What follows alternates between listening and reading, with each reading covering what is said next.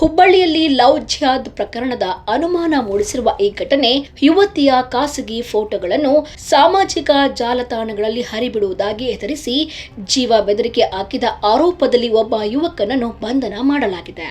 ಧಾರವಾಡ ಉಪನಗರ ಪೊಲೀಸರು ಬಂಧಿಸಿರುವ ವ್ಯಕ್ತಿ ಅಶೋಕ್ ನಗರದ ಜಾಫರ್ ಮೌಲಾಸಾಬ್ ನದಾಫ್. ಈತನಿಗೆ 28 ವರ್ಷ ವಯಸ್ಸಾಗಿದ್ದು ಕೋರ್ಟ್ ಅಟೆಂಡರ್ ಆಗಿ ಕೆಲಸ ಮಾಡ್ತಾ ಇದ್ದ.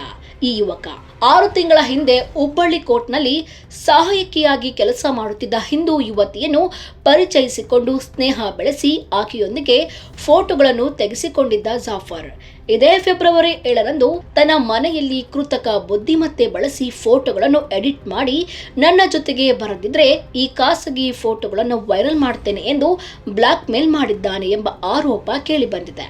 ಯುವತಿಗೆ ಜೀವ ಬೆದರಿಕೆ ಹಾಕಿ 1.5 ಲಕ್ಷ ರೂಪಾಯಿ ಹಣ ಕೂಡ ವಂಚಿಸಿದ್ದಾನೆ. ಪದೇ ಪದೇ ಫೋನ್ ಮಾಡಿ ಮಾನಸಿಕ ಕಿರುಕುಳ ನೀಡಿ ಮತಾಂತರ ಮಾಡುವ ಉದ್ದೇಶದಿಂದ ದರ್ಗಕ್ಕೆ ಕರೆದುಕೊಂಡು ಹೋಗಿ ತಾಯ್ತ ಕಟ್ಟಿಸಿ ಜೀವ ಬೆದರಿಕೆ ಹಾಕಿದ್ದಾನೆ ಎಂಬ ಆರೋಪವು ದಾಖಲಾಗಿದೆ. ಈ ಬಗ್ಗೆ ಯುವತಿಯ ತಾಯಿ ಧಾರವಾಡ ಉಪನಗರ ಠಾಣೆಯಲ್ಲಿ ದೂರು ನೀಡಿದ್ದು ಪೊಲೀಸರು ತಕ್ಷಣವೇ ಪ್ರಕರಣವನ್ನು ದಾಖಲಿಸಿಕೊಂಡು ಆರೋಪಿಯನ್ನು ಬಂಧಿಸಿದ್ದಾರೆ.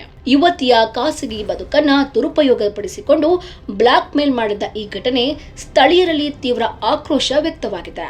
ಇನ್ನು ಹುಬ್ಬಳ್ಳಿಯಲ್ಲಿ ನಡೆದ ಈ ಪ್ರಕರಣ ಲವ್ ಜಿಹಾದ್ ಆರೋಪದೊಂದಿಗೆ ಇದೀಗ ರಾಜ್ಯ ಮಟ್ಟದಲ್ಲಿ ಚರ್ಚೆಗೆ ಕಾರಣವಾಗಿದೆ.